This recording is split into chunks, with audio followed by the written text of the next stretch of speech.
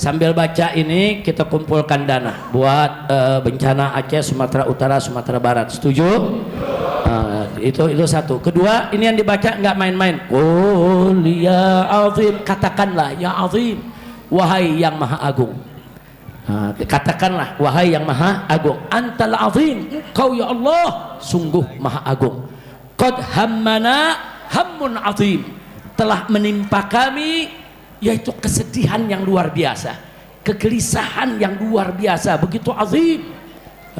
Kemudian kita katakan lagi wa kullu hammin, dan setiap kegelisahan, kesulitan yang bagaimanapun juga yahun, akan menjadi mudah, akan menjadi ringan bismika ya azim, dengan namamu wahai yang maha agung.